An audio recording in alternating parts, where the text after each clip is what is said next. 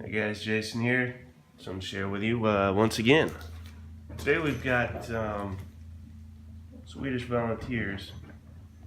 I've had this for a while. In fact,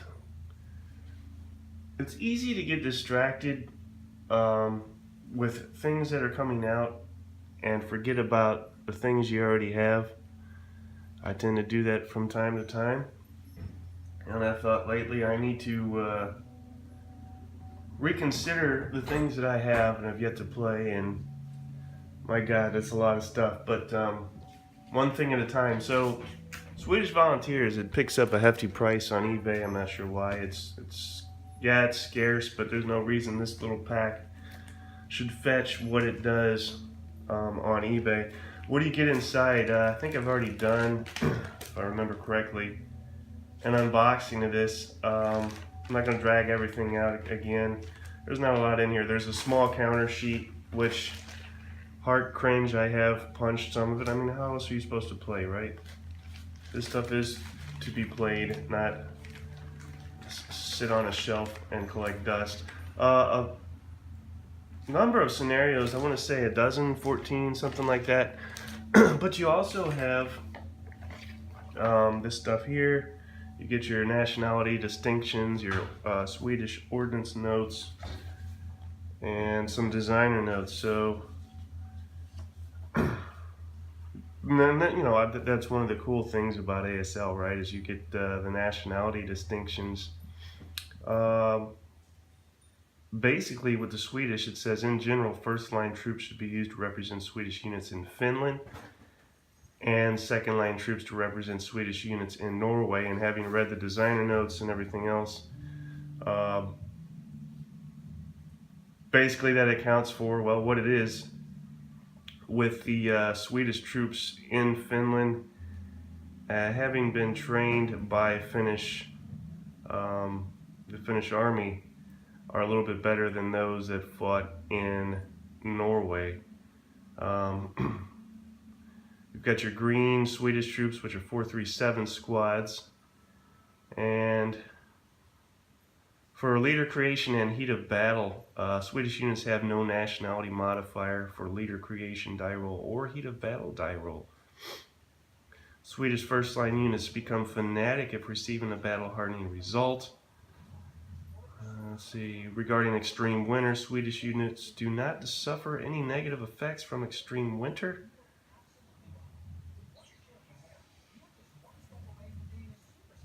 And then it goes on to talk about some other things. In particular, it talks about some of the support weapons. Now here you might see this light machine gun, or you might not.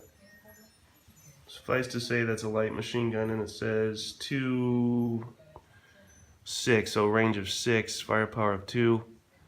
And they talk about a differentiation in range, more or less, for support weapons. And when the this Swedish Volunteers came out before Hakkapeliitta was released, the official Finnish module, and they anticipated the release of Hakkapeliitta and said, when that thing comes out, go ahead and use the support weapons included in that. So I took a look at that, and what we actually have is, if you look at the date of this scenario, which is 1940, takes place in Finland, compare that with a Finland 1940 scenario in Hakkapeliitta, you're going to see this little feller, which is a 2/8, and that's significant. Why? Because you've got an extra 2 hex range that you would be forfeiting if you didn't pay attention to that. And as you can see here, with the Russians moving up, you want to start being able to fire away sooner than later. In fact, over the course of 2 turns, moving through deep snow, they've made it almost halfway. What they're trying to do is take these crossroads, and they've already knocked out a Swedish 548 unit. I use the ambush KIA markers just for flavor. I rolled sniper activation once so far for the Swedish, but I didn't fail to do anything there. And the other obvious thing which I failed to mention is how does this work? This obviously isn't an ASL map board. It hasn't been play tested on this particular configuration with the terrain and such as it is. I get all that. But I very closely I noticed a similarity between the setup on the ASL boards and what we have here. There's not a whole lot of cover. There is a crossroads that you need to take in this scenario. That is to say, the Swedish scenario that I'm playing, which is called the Swedish Voluntary Core. So it's not exact, but it does lend itself to playability. And a bunch of 447 Russian squads, an 8-neg-1 leader with a medium machine gun stacked with a squad, 7-neg-0 leader with a light machine gun, and a hefty stack there, a kill stack if you will, and then some double squads moving up with a triple squad here. And we've got some reinforcements moving in on this third and up and coming turn. This is a total of 6 turns, which doesn't leave a whole lot of time for the Russians to diddle-daddle. Another thing I might add is both units have, or that is to say both sides have winter camouflage. And regarding winter camouflage, it really only is effective if you're firing beyond I think an 8-hex range.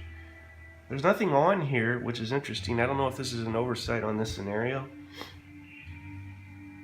Well, yeah, there is. I was going to say there's nothing on here that can fire past 8 hexes, I guess, unless you do extended long-range fire type stuff.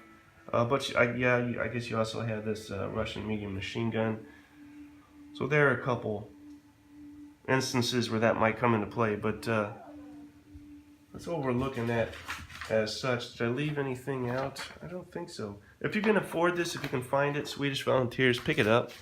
You're not going to find any of the Swedish stuff otherwise. I think M&P does have this in its pipeline to do a Swedish Volunteer scenario pack. I don't know if it's going to be, obviously it won't be exactly the same. It will be very similar. A lot of the work's already done for them. I'm confident in the research and the work that was done for this based on what I've read. And that's that, a lot of fun so far. And being Swedish myself, this is kind of hits home. So enjoying the crap out of it. Also, I should add that not this upcoming episode, but the next episode of No Enemies Here, I have managed to get the call, and I was interviewed, and hopefully you guys take a look at that, see what you think. Should be a hoot. Alright, that's it. I gotta go to work. Have a good day.